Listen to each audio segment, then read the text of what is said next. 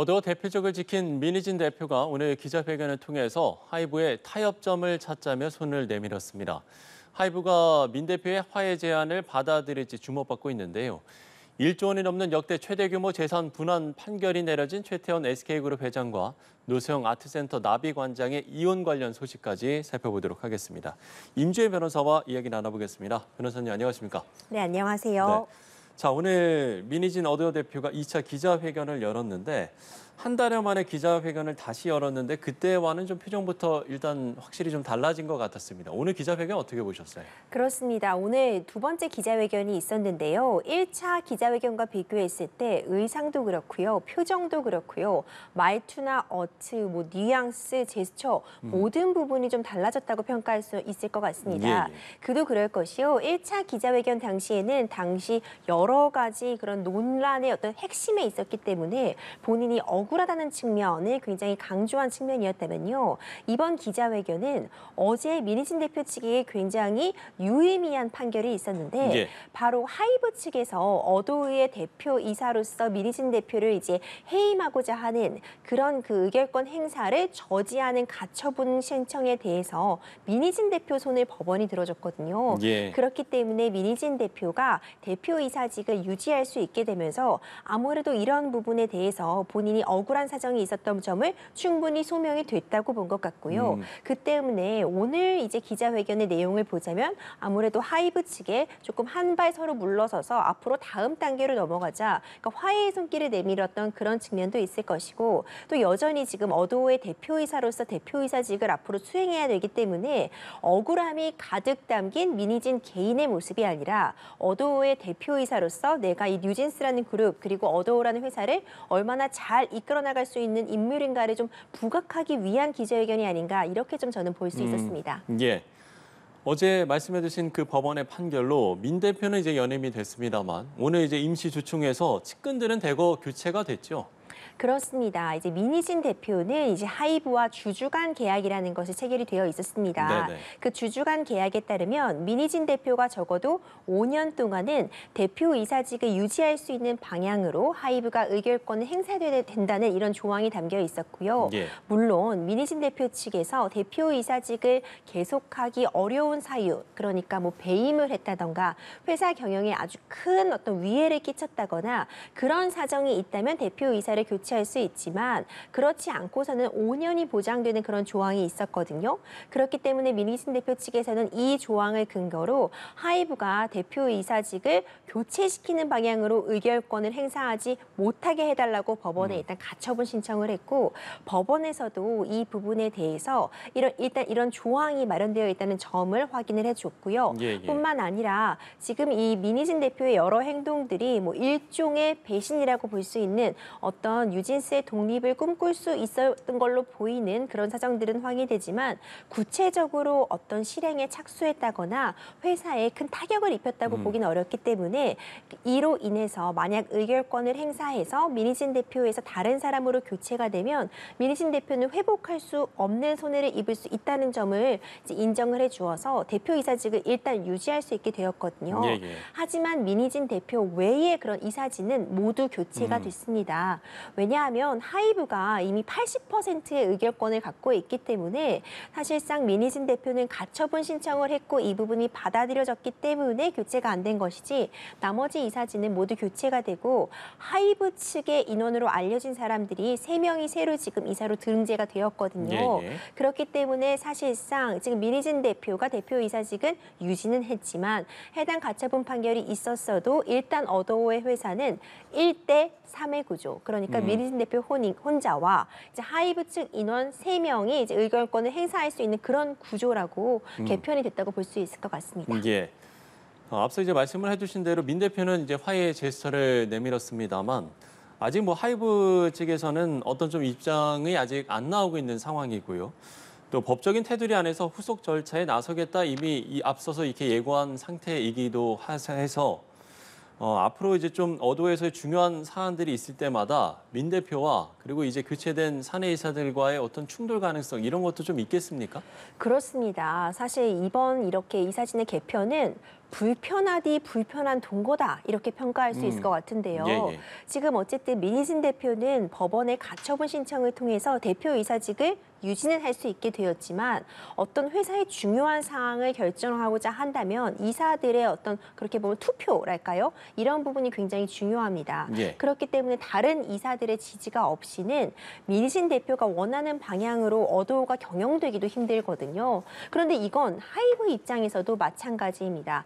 대표이사직을 민희진 대표가 수행하고 있는 한 아무리 이사진을 모두 하이브 쪽의 인원으로 교체했다고 해도 여전히 대표는 민희진 대표거든요. 예, 예. 그렇기 때문에 서로 사실상 이 뉴진스라는 그룹 그리고 어도라는 이 회사를 제대로 운영해 나가기 위해서는 이제는 더 이상 비난하고 헐뜯고 서로를 깎아내리는데 급급할 것이 아니라 다음 단계로 나아가자. 민희진 대표는 이런 얘기를 했고요. 하지만 하이브 측에서는 아직 이 민희진 대표의 오늘 기자회견에 대해서는 공식적인 입장을 내놓은 바는 없지만 예. 이전에도 이 가처분 판단 이후에도 법적인 테두리 안에서 할 수 있는 조치들을 계속해 나가겠다고 밝힌 만큼 사실 대화가 쉽게 이루어질 것 같지는 않습니다. 하지만 그럼에도 불구하고 이 뉴진스라는 그룹의 성장성을 생각해 본다면요. 예, 예. 하이브가 정말 단순히 어떤 감정적인 부분은 배제하고 금전적인 논리, 경제적인 논리만 본다면 뉴진스의 성공이 결국 하이브의 경제적인 이득과 성공과 직결되는 부분이 있거든요. 예, 예. 그렇기 때문에 적어도 지금 오늘 뉴진스의 이 지금 대표, 이 민희진 대표가 일할 때 삐지지 말자, 뭐 이런 얘기를 하기도 예, 하고요. 그런 이야기도 했죠. 네, 좀 전에 1차 기자회견보다는 훨씬 좀 격앙된 어조를 누그러뜨린 다음에 하이브 측에 지금 일단 손을 내민 만큼 하이브 측에서 과연 어떤 반응을 보일지도 충분히 지켜볼 필요가 있을 것 같습니다. 예.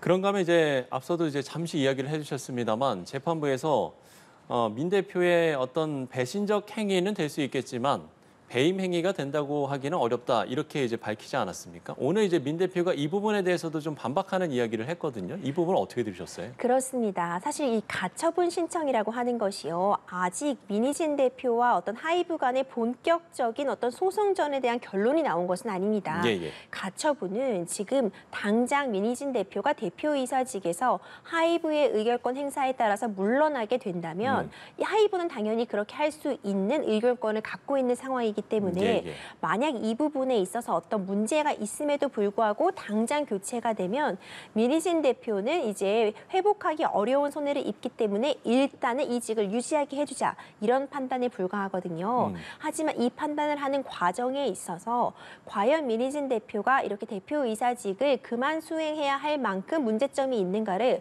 어떻게 보면 굉장히 간략한 방식으로 검토해 본 것에 불과한데 예. 일단 재판부에서는 민희진 대표의 이런 여러 행동들이 어떤 뉴진스의 독립을 꿈꾸고 어떤 독자적인 행보를 모색한 것, 그러니까 하이브 입장에서 본다면은 배신에 해당한다고 볼 수 있을 만한 행위는 있었지만 그것이 법적으로 봤을 때 회사에게 어떤 손해를 끼쳤다거나 아니면 고의로 어떤 회사를 망가뜨리려는 시도가 있었다는 그런 배임에 나간 건 아니라는 걸 밝혔거든요.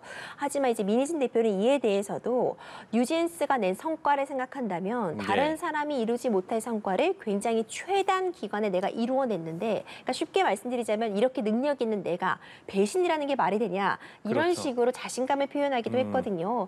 그렇기 때문에 이 민희진 대표가 뭐 재판부의 판단에 이런 부분을 뭐 반박했다기보다는 본인이 이렇게 뛰어나다, 내가 이렇게 능력 있는 사람이라는 걸 좀 이런 표현을 통해서 강조했다고 볼 수 있을 것 같습니다. 예. 어찌됐든 민 대표가 이제 화해의 제스처를 내밀었기 때문에 하이브 측에서도 어떤 입장이 나올지 저희가 좀 지켜봐야 될 것 같고요. 조금 다른 얘기일 수도 있겠습니다만 1차 회견에서 민 대표가 착용한 티셔츠 또 그 파란색 모자 네, 그야말로 품절될 정도로 화제를 모았는데 오늘 이제 기자회견에서 입었던 그 노란 가디건 역시도 화제가 되고 있거든요. 이 부분은 좀 어떻게 보세요? 그렇습니다. 제가 앞서 말씀드린 것처럼요. 민희진 대표는 이 브랜드 전체를 어쨌든 마케팅하고 한 브랜드의 어떤 이미지를 각인시키는데 탁월한 능력을 갖고 있는 것으로 이미 업계에 정평이 나 있죠. 예, 예. 그래서 이런 기자회견에 있어서도 1차 기자회견과 2차 기자회견에서의 민희진 대표의 소위 그 모드가 저는 완전히 측면이 달랐다고 봤거든요. 1차 기자회견에서는 어떻게 보면 의도했을 수도 있겠지만 편안한 캐주얼 차림에 모자를 눌러 쓰고 있었어요. 그러면서 본인이 얼마나 지금 어떻게 보면 소위 하이브라는 대기업에 맞서는 개인으로서 약자의 모습인지, 또 뉴진스의 맘이라고 불리잖아요. 뉴진스의 엄마 같은 그런 한 개인으로서의 측면을 부각했다면, 오늘 민희진 대표의 모습은 누가 봐도 어도어의 대표이사 민희진의 모습이었거든요. 이번에는 의상 선택도 달랐습니다. 일단 표정부터가 밝았고요. 노란색 가디건을 입었는데 어떻게 보면 한편으로는 프로페셔널해 보이기도 하고 굉장히 예쁘다 이런 평가를 또 받기도 했거든요. 이 점도 사실 민희진 대표가 충분히 계산을 하고 어떤 대표이사로서, 그리고 브랜드 마케팅을 담당하는 사람으로서 철저하게 계산돼서 입은 옷이 아닐까, 또 이런 생각도 제가 해봤습니다. 예, 알겠습니다. 자, 가수 김호중 씨 이야기를 해보죠. 그동안 적용하지 못했던 음주운전 혐의가 추가가 됐습니다. 위드마트 공식을 활용해서 음주운전 혐의를 추가했는데, 사실 이 위드마크 공식이 재판에서 인정되지 않는 경우들이 좀 적지 않잖아요. 그렇습니다. 오늘 오전이었죠. 이제 김호중 씨가 이제 검찰로 이제 구속 송치가 되었는데요. 네. 이 부분 관련해서 애초에 영장실질심사에서는 음주운전 혐의 부분은 빠져 있었습니다. 그런데 이번에는 음주운전 혐의가 추가가 되었는데, 네. 음주운전이라는 것이 법적으로 처벌을 받으려면요, 혈중 알코올 농도 0.03%라는 그 기준이 확인이 되어야 됩니다. 예, 예. 그런데 지금 김호중 씨는 이 사건 당시에 바로 직전에 음주 측정을 하지 않고 다음 날 오후 늦게서야 측정을 했기 때문에 이 수치가 나오지 않았거든요. 그렇죠. 하지만 법적으로 딱 음주운전으로 처벌이 되려면 이 수치가 중요한데, 일단 수사기관에서는 지금 음주 측정이 없다고 해도 이 위드마크 공식이라는 것에 따라서 이 사람의 어떤 체중이라던가 신장, 그리고 지금 몇 시에 어느 정도 음주를 했는지가 동석인들의 진술이라던가 그 외 CCTV 같은 부분으로 확인을 통해서 어느 정도 주량으로 음주를 했는지가 지금 확인이 되었다고 좀 자신하고 있는 것 같습니다. 그러니까 지금 수사기관에서는 최소 소주 3-4병 정도는 마셨다, 이런 이야기, 진술들 예. 확보했다고 하고 있거든요.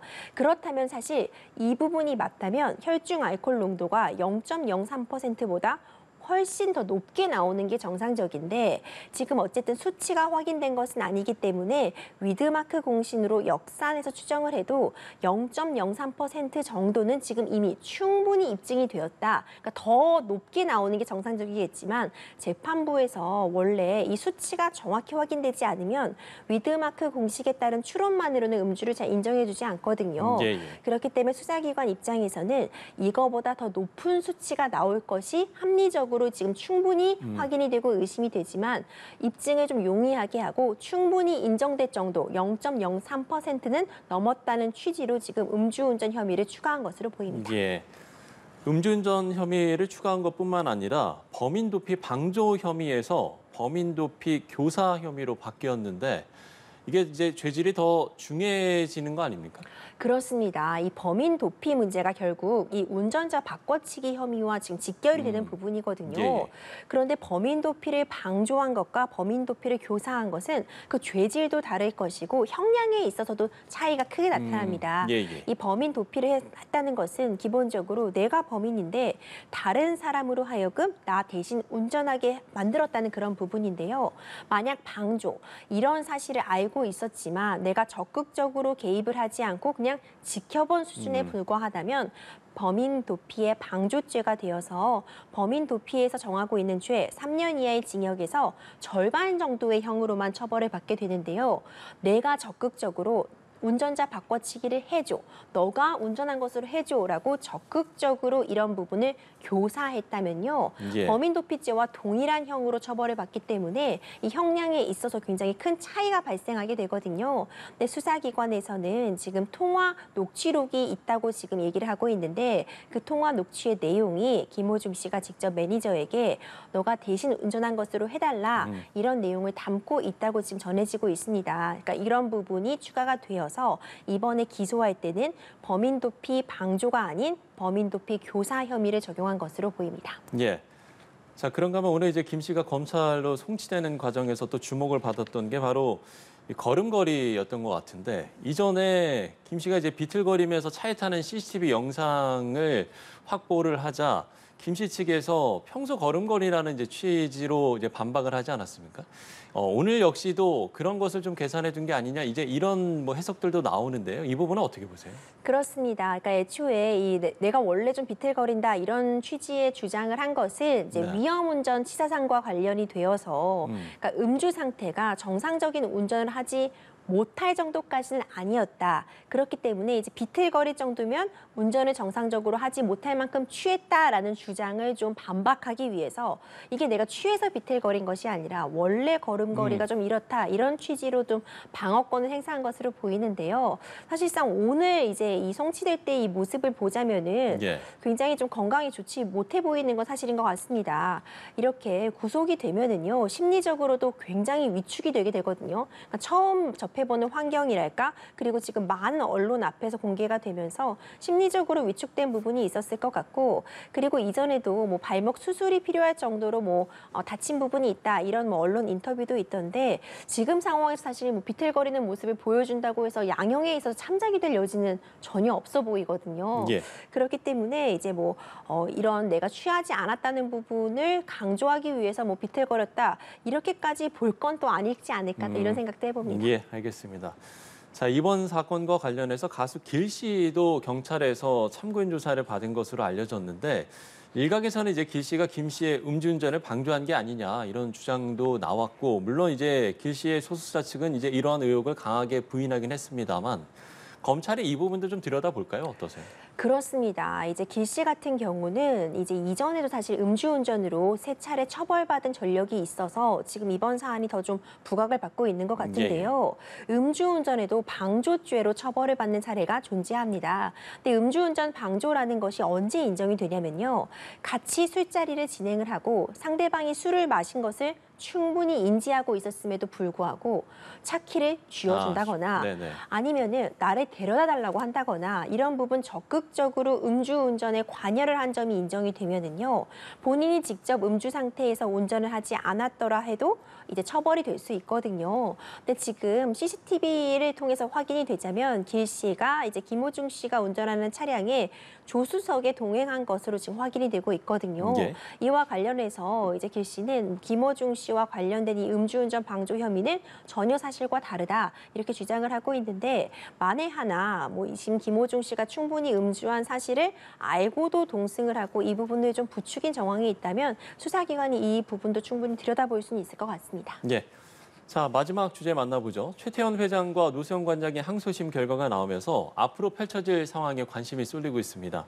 일단 최 회장 측이 상고 의사를 밝혔는데 만약에 이제 대법원에서도 이 항소심 판단이 유지가 된다면 SK그룹에 적지 않은 영향이 있을 것 같은데요. 그렇죠. 굉장히 큰 영향이 있을 수밖에 없는 것이요. 예, 예. 일단 재산 분할로 이제 노소영 관장 측이 현금으로 2조 원을 요구했는데요. 그러니까 노소영 관장 측이 주장한 것보다는 조금 못 미치지만 정말 역대급이라는 표현이 걸맞을 정도의 이 그러니까요. 액수가 나왔습니다.